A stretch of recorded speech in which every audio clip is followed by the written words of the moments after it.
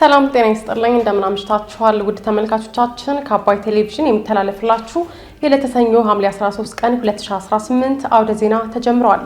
በምሽቱ የዜና ወጃችንን በርካታ ዘገባዎችን ወደ እናንተ እናደርሳለን።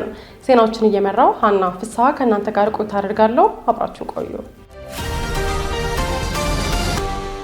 በመጀመሪያው ክፍለ ጊዜ የመረጃ ጥንቅር ሰዓታችን የሀገራዊ ምክክር ጉባኤ ተመካካሪዎች በተመደቡባቸው 8 አጀንዳዎች ላይ ዛሬ መመካከር መጀመራቸውን ኮሚሽኑ ማስታወቁን፣ በኢትዮጵያ ብሔራዊ ጥቅምና የውስጥ ሰላም ላይ አደጋ በመፍጠር የሚከሰሱት ግብጽና ኤርትራ በቀይ ባህር ጉዳይ የጋራ መግለጫ ማውጣታቸውን፣ በሶማሊያ ክልል በቀብር ቦታ በደረሰ የአፈር መደርመስ አደጋ 3 ሰዎች ሲሞቱ ከ10 በላይ ሰዎች ጉዳት እንደደረሰባቸው መነገሩን የተመለከቱ መረጃዎችን ወደ እናንተ እናደርሳችኋለን። አብራችሁ ቆዩ።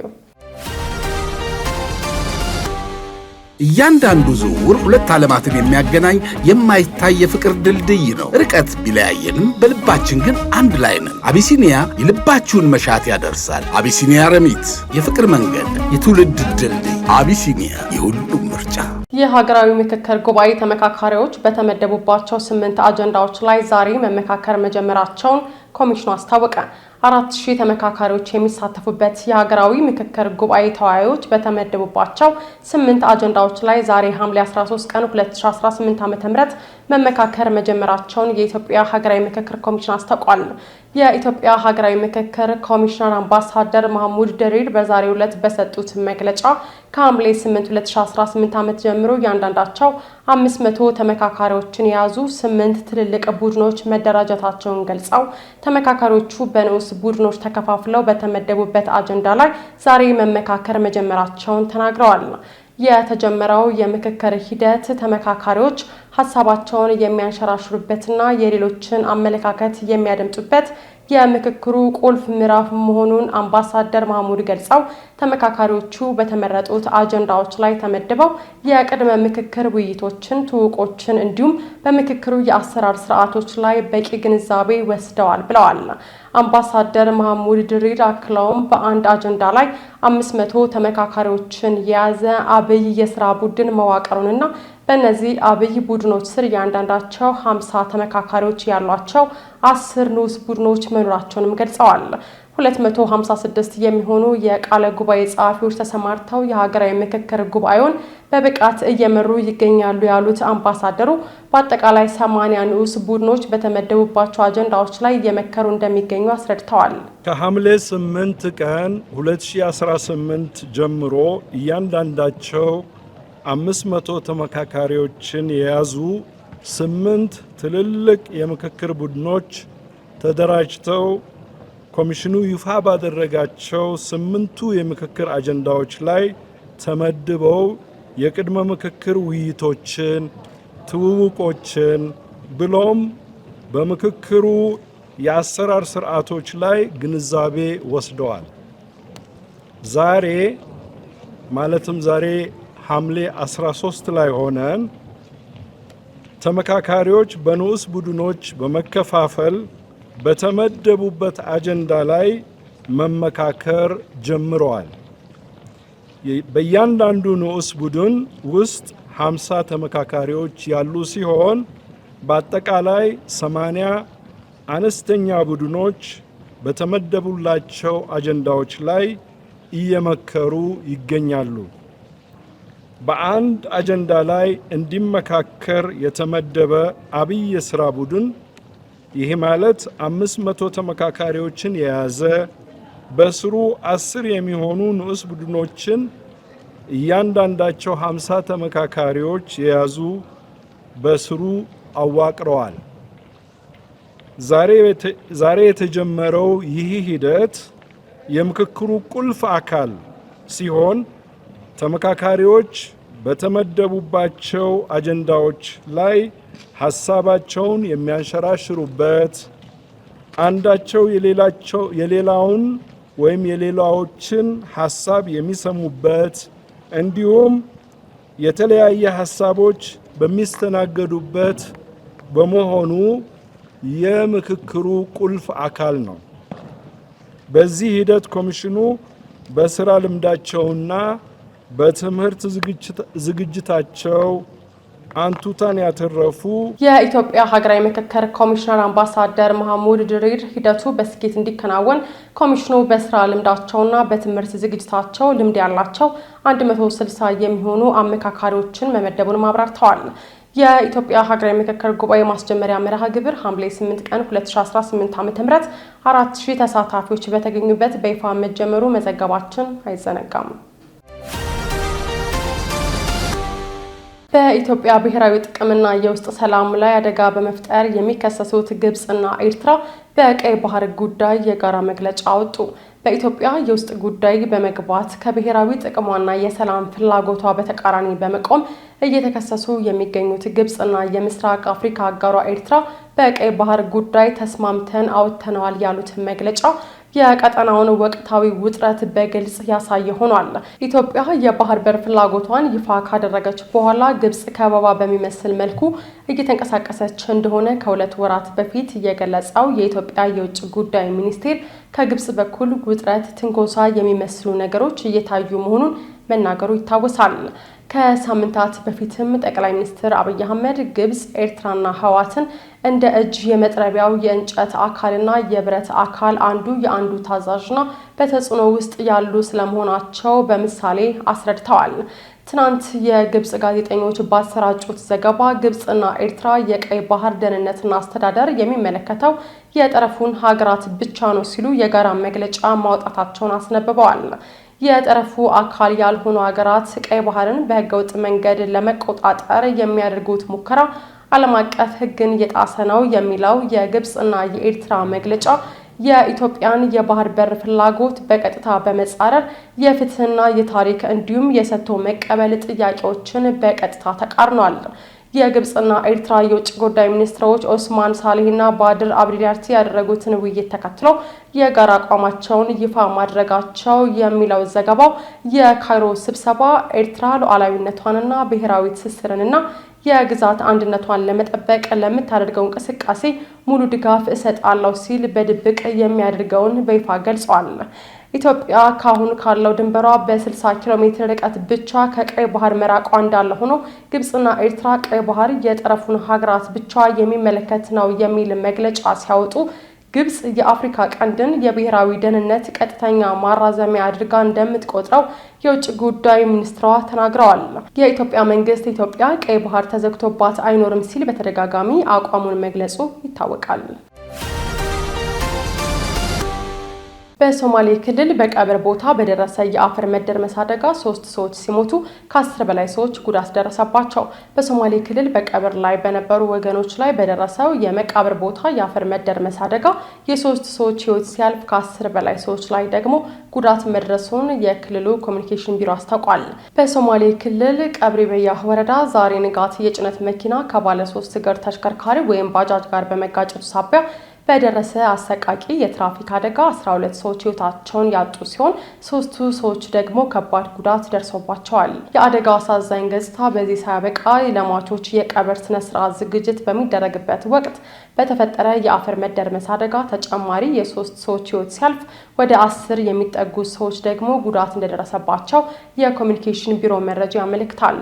ይህንንም ተከትሎ የሶማሌ ክልል ፕሬዝዳንት ሙስጠፋ መሐመድ ዑመር በደረሰው አሰቃቂና ድርብ አደጋ የተሰማቸውን ጥልቅ ሐዘን ገልጸው ለተጎጂ ቤተሰቦችና ለመላው የሶማሌ ማህበረሰብ መጽናናትን ተመኝተዋል። የተወደዳችሁ ተመልካቾቻችን እየተከታተላችሁት ያላችሁት ከአባይ ቴሌቪዥን የአውደ ዜና የመረጃ ሰዓታችን አሁንም ቀጥሏል።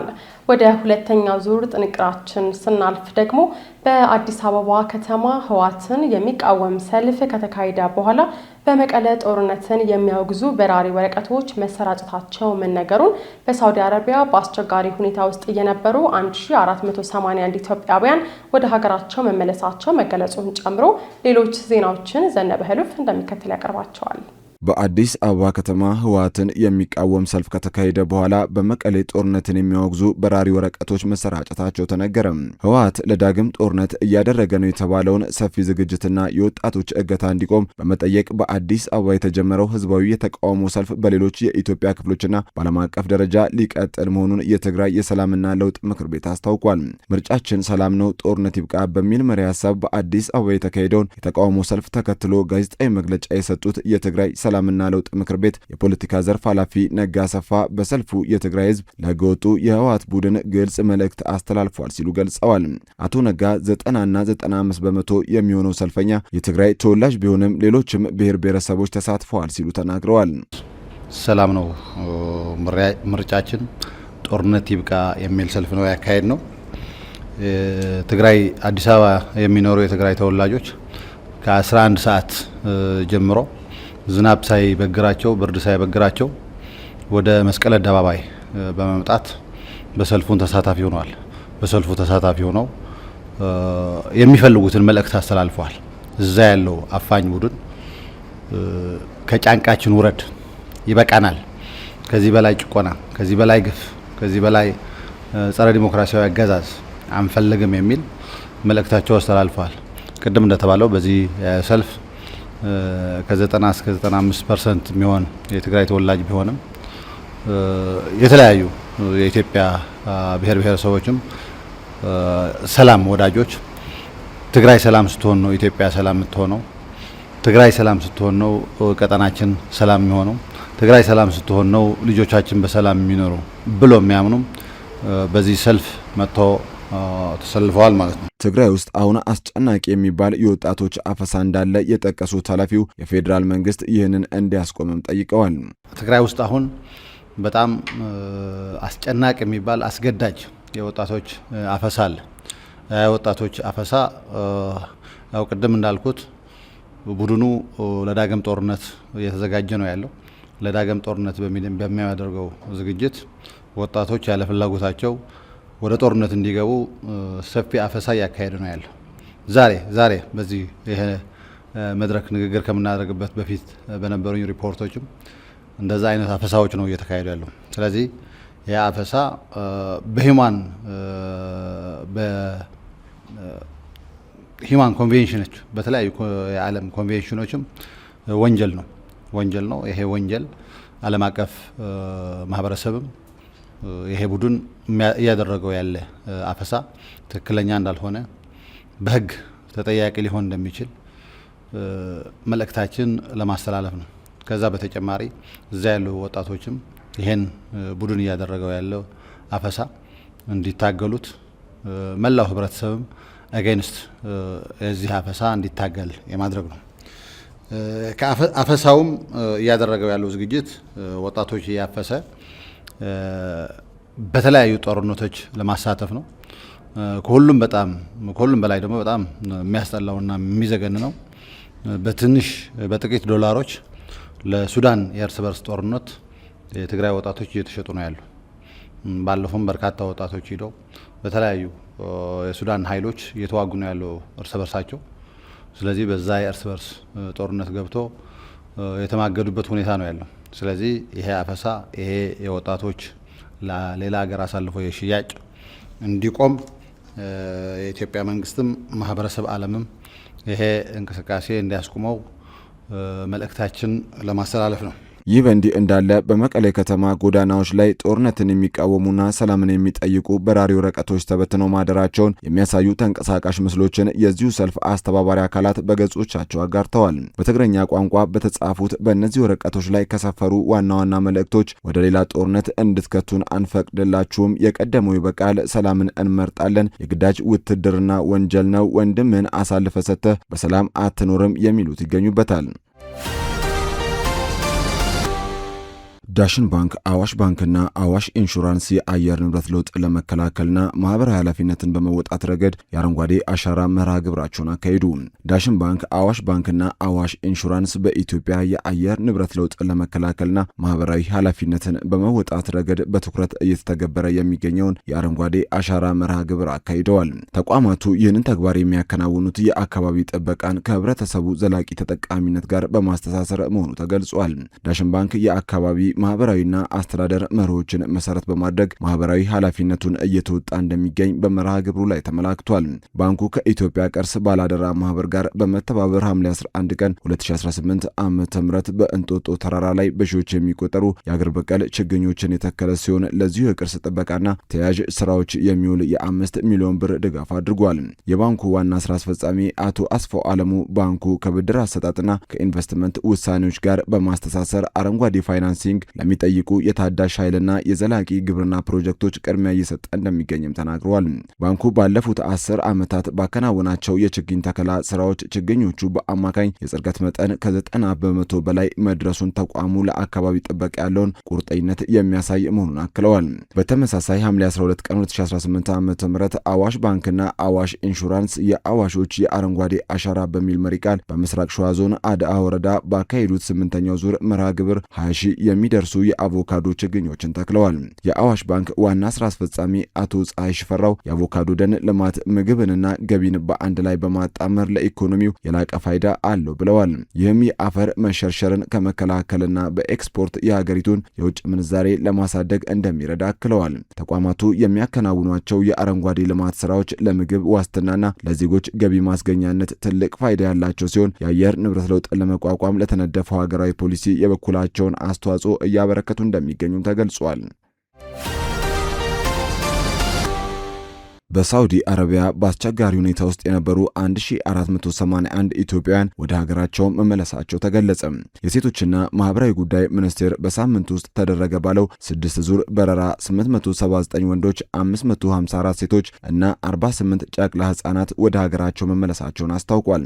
ከተመላሾች መካከልም እድሜያቸው ከ18 ዓመት በታች የሆኑ 82 ታዳጊዎች እንደሚገኙበት ተመላክቷል። መስከረም 5 2018 በተጀመረው ዜጎችን ወደ ሀገር ቤት የመመለስ ስራ እስካሁን ከ87,000 በላይ ኢትዮጵያውያን ወደ ሀገር መመለስ መቻሉን ሚኒስቴሩ አስታውቋል። ሚኒስቴሩ ለተመላሽ ዜጎች በአየር ማረፊያና በማቆያ ማዕከላት ተገቢውን ድጋፍና እንክብካቤ የማድረግና ከቤተሰብ ጋር የማቀላቀል ስራ ከሚመለከታቸው ባለድርሻና አጋር አካላት ጋር በመተባበር እየሰራ እንደሚገኝ ጠቁሟል። በተጨማሪም መደበኛ ባልሆነ ፍልሰት ወደ ተለያዩ ሀገራት ሄደው የሚመለሱ የፍልሰት ተጎጂዎችን ለመደገፍና መልሶ ለማቋቋም የሚያስችሉ ተግባራትን በትብብር እያከናወነ መሆኑን አስታውሷል። ወደፊትም በህገወጥ የሰዎች ዝውውር አስከፊነት ዙሪያ ህብረተሰቡን ለማስገንዘብ መደበኛ ያልሆነ ፍልሰትን ለመከላከልና ደህንነቱ የተጠበቀ ፍልሰትን ለማበረታታት የተጀመሩ ስራዎች ተጠናክረው እንደሚቀጥሉ መጠቆሙን ከሚኒስቴሩ የማህበራዊ ትስስር ገጽ ያገኘነው መረጃ ያመለክታል። ዩናይትድ ኪንግደም የሌበር ፓርቲውን አንዲ በርንሃምን በ10 ዓመት ውስጥ ስልጣን የያዙ 7ኛው ጠቅላይ ሚኒስትር በማድረግ ሾመች። አንዲ በርንሃም በበኪንግሃም ቤተ መንግስት ከንጉስ ቻርልስ ሳልሳዊ ጋር ከተገናኙና አዲስ መንግስትም እንዲመሰርቱ ጥሪ ከተደረገላቸው በኋላ ዛሬ ሐምሌ 13 2018 ኃላፊነታቸውን ተረክበዋል። በዚህም በ10 ዓመታት ውስጥ አገሪቱን የሚመሩ 7ኛው ጠቅላይ ሚኒስትር ሆነዋል። አዲሱ ጠቅላይ ሚኒስትር የማንቸስተር ከተማ ከንቲባና የሰሜኑ ንጉስ በመባል ይታወቃሉ ሲል ሮይተርስ በዘገባው አመልክቷል።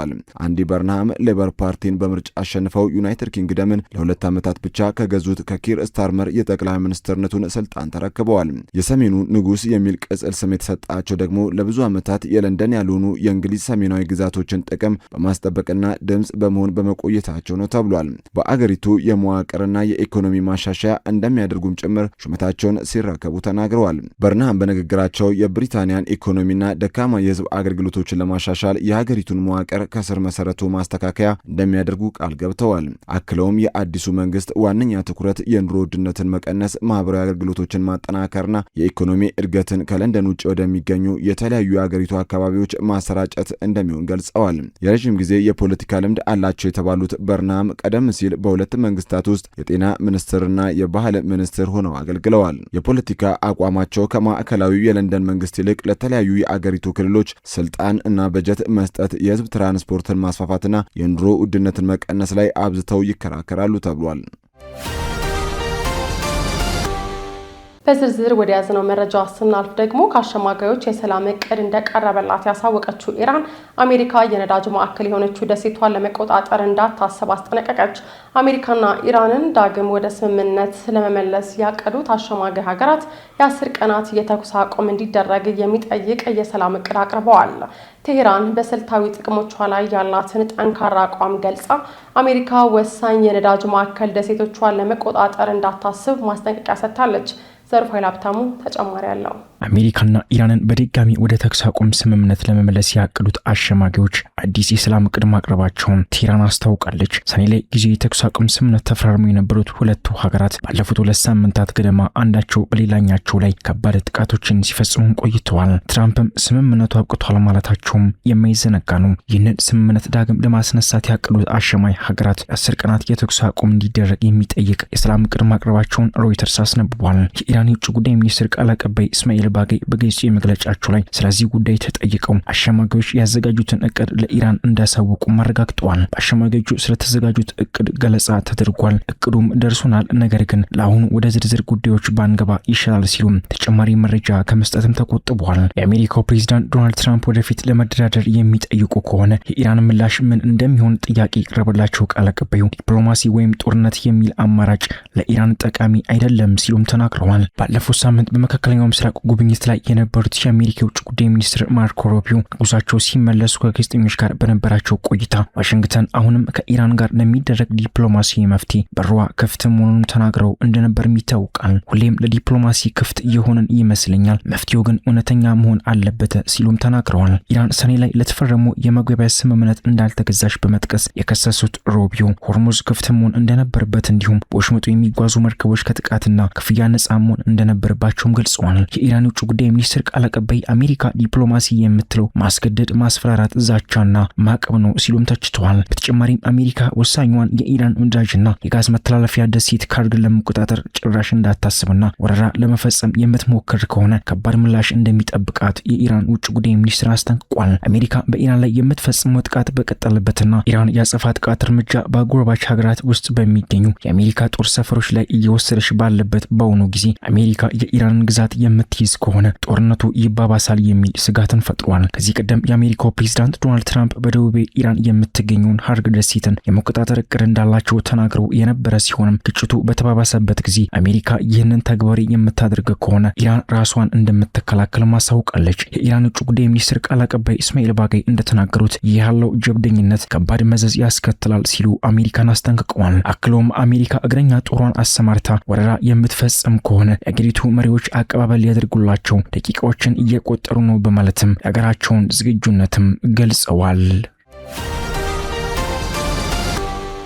ስትከታተሉት የነበረው የዕለተ ሰኞ ሐምሌ 13 ቀን 2018 ከአባይ ቴሌቪዥን የአውደ ዜና የመረጃ ጥንቅራችን ይህንን ይመስል ነበር። አብራችሁን ስለቆያችሁ ከልብ እያመሰገን በያላችሁበት መልካም ምሽት።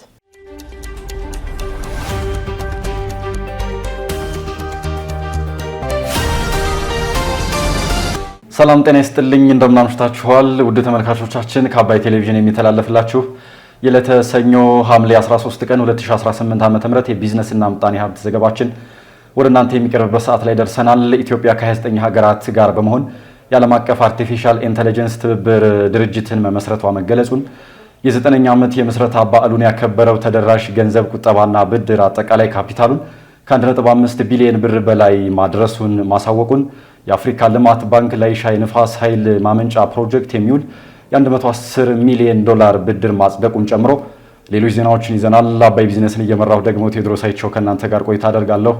አብራችሁን ቆዩ። የ9ኛ ዓመት የምስረታ በዓሉን ያከበረው ተደራሽ የገንዘብ ቁጠባና ብድር አጠቃላይ ካፒታሉን ከ1.5 ቢሊዮን ብር በላይ ማድረሱን አስታወቀም። ተደራሽ የገንዘብ ቁጠባና ብድር ኃላፊነቱ የተወሰነ የህብረት ሥራ ማህበር በትናንትናው ዕለት ሐምሌ 12 ቀን 2018 ዓ.ም 9ኛ ዓመት የምስረታ በዓሉን አክብረዋል። በሐምሌ 2 ቀን 2009 ዓ.ም በአዲስ አበባ አራዳ ክፍለ ከተማ በ24 መስራች አባላትና በ24000 ብር ካፒታል ጉዞ እንደጀመረ የገለጸው ማህበሩ በአሁኑ ወቅት በሀገር አቀፍ ደረጃ 3 ቅርንጫፎችንና ከ27000 በላይ አባላት እንዳሉት ገልጿል። አጠቃላይ ካፒታሉም ከ1.5 ቢሊዮን ብር በላይ መድረሱም ተመላክቷል።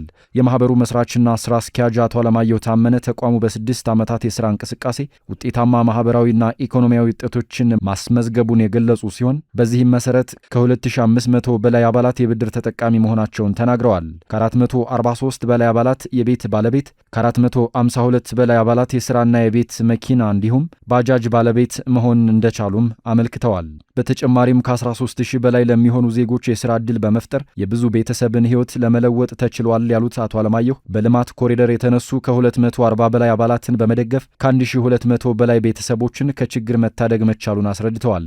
ማህበሩ የገንዘብ አገልግሎት ከመስጠት ባሻገርም በደም ልገሳ፣ በአቅመ ደካሞች ቤት እድሳትና በአረንጓዴ አሻራ መርሃ ግብሮች ላይ በመሳተፍ ማህበራዊ ኃላፊነቱን እየተወጣ እንደሚገኝ ተገልጿል። ተቋሙ በቀጣይ የገጠር ነዋሪውን ያማከለ የግብርና ፋይናንስ አገልግሎት ለመጀመር ዝግጅት ማድረጉን አቶ አለማየሁ ጠቁመው የብድር መድህን ዋስትናና የንግድ ክህሎት ስልጠናዎችን በመስጠት አባላትን የማብቃት ሥራ እንደሚቀጥልም ተናግረዋል። የአፍሪካ ልማት ባንክ ለአይሻ የነፋስ ኃይል ማመንጫ ፕሮጀክት የሚውል የ110 ሚሊዮን ዶላር ብድር አጸደቀም። የአፍሪካ ልማት ባንክ የዳይሬክተሮች ቦርድ በኢትዮጵያ የመጀመሪያ ለሆነውና ሲጠናቀቅ 300 ሜጋዋት ኃይል ለሚያመነጨው የአይሻ የነፋስ ኃይል ማመንጫ ፕሮጀክት 110 ሚሊዮን ዶላር ብድር ማጽደቁን አስታውቋል። የባንኩ የዳይሬክተሮች ቦርድ ብድሩን ያጸደቀው ሐምሌ 8 ቀን 2018 ዓ.ም መሆኑን የገለጸ ሲሆን ለኢትዮጵያ የኃይል ዘርፍ ወሳኝ የመሸጋገሪያ ምዕራፍ መሆኑንም ገልጿል። የፕሮጀክቱ ግምታዊ ወጪ 508 ሚሊዮን ዶላር መሆኑን የገለጸው ባንኩ ካጸደቀው 110 ሚሊዮን ዶላር የሚደርስ ብድር ውስጥ እስከ 80 ሚሊዮን ዶላር የሚደርሰውን ከአፍሪካ ልማት ባንክ የብድር መስጫ ስርዓት፣ 20 ሚሊዮን ዶላር ከታዳሽ ቴክኖሎጂ ፈንድ እንዲሁም 10 ሚሊዮን ዶላር ከአፍሪካ ዘላቂ ኃይል ፈንድ የተወጣጣ የብድር ጥቅል መሆኑን ገልጿል። በተጨማሪም የ381.1 ሚሊዮን ዶላር የብድር ጥቅል ከሌሎች የልማት ፋይናንስ ተቋማት በማሰባሰብ ድጋፍ እንደሚያደርግ አስታውቋል።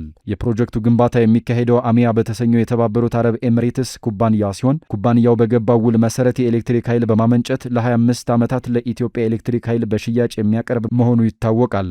የፕሮጀክቱ የዲዛይን፣ የግንባታ፣ የኦፕሬሽንና የጥገና ስራዎችን እንዲሁም የአይሻ 2 የንፋስ ኃይል ማመንጫ የ5 ኪሎ ሜትር የኃይል ማስተላለፊያ መስመር ግንባታና የኃይል ማመንጫ ማሻሻያ ስፍራዎችን የሚያጠቃልል መሆኑን የባንኩ መረጃ ያሳያል። የኃይል ማመንጫ ጣቢያው በዓመት 1189 ጊጋዋት በሰዓት የሚገመት ታዳሽ የኤሌክትሪክ ኃይል እንደሚያመነጭ ይጠበቃል ያለው ባንኩ ይህም ለኢትዮጵያ የኃይል አቅርቦት ከፍተኛ አስተዋጽኦ እንደሚያደርግ ገልጿል። ይህም አስተማማኝ የኤሌክትሪክ ኃይል ለማቅረብና የሀገሪቱን የኤሌክትሪክ ኃይል ተደራሽ የማድረግ ግብ የሚደግፍ መሆኑን አስረድቷል ሲል የዘገበው ሪፖርተር ጋዜጣ ነው። ኢትዮጵያ ከ29 ሀገራት ጋር በመሆን የዓለም አቀፍ አርቲፊሻል ኢንተለጀንስ ትብብር ድርጅትን መመስረቷ ተገለጸም። የኢኖቬሽንና ቴክኖሎጂ ሚኒስትር ዶክተር በለጠ ሞላም ከሁለት ቀናት በፊት በሻንግሃይ በተካሄደው የዓለም አቀፍ አርቲፊሻል ኢንተለጀንስ ትብብር ድርጅት ማቋቋሚያ ስምምነት ፊርማ ስነ ስርዓት ላይ በመገኘት ስምምነቱን በኢትዮጵያ ስም መፈረማቸውን ሚኒስቴር መስሪያ ቤቱ አስታውቋል። የፊርማ ስነ ስርዓቱ የተከናወነው በተመሳሳይ በሻንግሃይ እየተካሄደ ባለው የ2026 ዓለም አቀፍ አርቲፊሻል ኢንተለጀንስ ኮንፈረንስ ዋዜማ ላይ መሆኑም ተገልጿል። በአጠቃላይ 29 ሀገራት ስምምነቱን በመፈረም የዚህ አዲስ ነፃ መንግስታዊ ያልሆነ ዓለም አቀፍ ድርጅት መስራች አባል መሆናቸው የተገለጸ ሲሆን የቻይናው የውጭ ጉዳይ ሚኒስትር ዋንግ ዩ በቻይና መንግስት ስም ፈርመዋል። የተባበሩት መንግስታት ድርጅት ተመድ ዋና ጸሐፊ አንቶኒዮ ጉተሬዝ በሥነ ሥርዓቱ ላይ ከተገኙ ተወካዮች መካከል አንዱ እንደነበሩም ተመላክቷል። በስምምነቱ መሠረት የድርጅቱ ዋና መስሪያ ቤት በሻንግሃይ እንደሚሆንና ድርጅቱ የተመድ ቻርተር ዓላማዎችን የሚያከብር ለሰፊ ምክክርና ለጋራ ጥቅም በጋራ ለማበርከት ቁርጠኛ የሆነ እንዲሁም ሰውን ማዕከል ያደረገ አካሄድን የሚከተል እንደሚሆንም ተገልጿል። ዓላማውም በአርቲፊሻል ኢንተለጀንስ ላይ ዓለም አቀፍ ትብብርንና ዓለም አቀፍ አስተዳደርን ማሳደግ መሆኑ የተገለጸ ሲሆን ይህም የኤአይ ልማት ለመላው የሰው ልጅ ጠቃሚ፣ ደህንነቱ የተጠበቀና ፍትሐዊ በሆነ አቅጣጫ እንዲጓዝ ለማድረግ ያለመ መሆኑንም የኢኖቬሽንና ቴክኖሎጂ ሚኒስቴር ገልጿል። የኢትዮጵያ ተሳትፎ ሀገራቱ ለአርቲፊሻል ኢንተለጀንስና ለዲጂታል ሽግግር እያሳየች ያለውን እያደገ የመጣ ቁርጠኝነት የሚያሳይ መሆኑም ተገልጿል። የዓለም አቀፍ አርቲፊሻል ኢንተለጀንስ ድርጅትን የማቋቋም ሐሳብ ለመጀመሪያ ጊዜ በቻይና የቀረበው በሐምሌ ወር 2025 እንደ አውሮፓውያን አቆጣጠር ሲሆን ዓላማውም የኤአይ ልዩነትን ለማጥበብ እንዲሁም ከቴክኖሎጂ የሚገኘው ትርፍ ደቡባዊ የዓለም ክፍል ተጠቃሚ እንዲሆን የሚያስችል ዘርፈ ብዙ መድረክ ለመፍጠር መሆኑም ተጠቁሟል። የዕለቱ የቢዝነስና የምጣኔ ሀብት ዘገባችን ስትከታተሉት የነበረውን ይመስል ነበር። አብራችሁን ስለነበራችሁ እናመሰግናለን። በያላችሁበት መልካም ምሽት